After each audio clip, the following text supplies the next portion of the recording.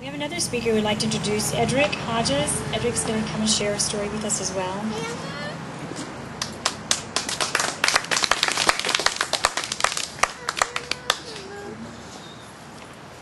Good evening. First, I want to thank Ms. Payton, Ms. Hurst, for allowing me the opportunity to be here today, and I look forward to being an active voice in battered women and domestic violence. My name is Eddrick Hodges. There are many ways I could start this speech off. I could tell you that statistics indicate that up to 50% of women and children are homeless in this country or fleeing domestic violence. I could tell you that 15 to 25% of women that are battered are pregnant.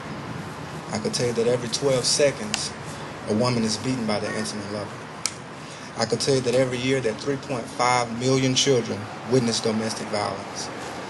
But even with all those important facts, even with news headlines revealing almost every day that yet someone has taken another innocent life due to a domestic dispute, after they killed their kids, the person, and then only to kill themselves at the end. Even with all of that, there could not have been a greater blow dealt to me than the blow that was dealt to me one Sunday morning 2 years ago in January, when I received a phone call learning that my first cousin was murdered the night before by her boyfriend, shot to death and left in a ditch and found by someone passing by. My cousin Stephanie Goins had everything going for her. She was an honor student at the University of Wisconsin, a graduating senior, majoring in criminal justice. She was a very active member in the community, in her church, choir, praise team, very attractive with a bright future ahead of her. And now she's gone.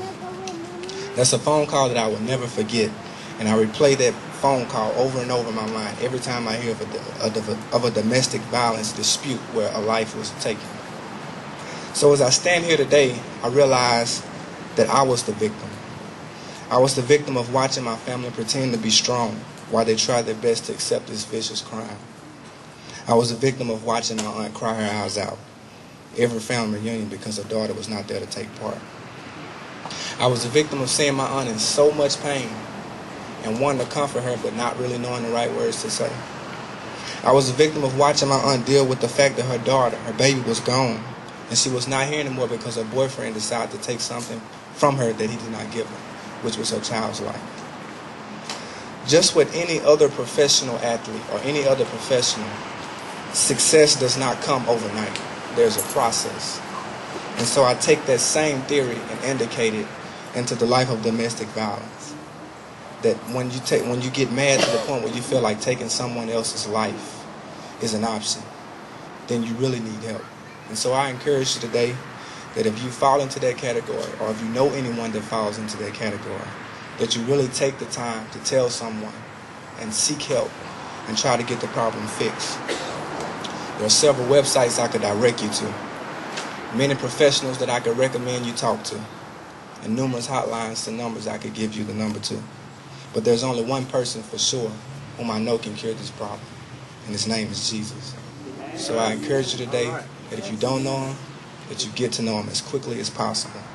And so as I leave you today in memory of my loved one, in memory of your loved one, and all the others who died because of this unexcusable action, I ask you to join with me in this movement, and let's rally together, not only in New Roads, but in East and West Baton Rouge and all over the nation, and let's take back the night.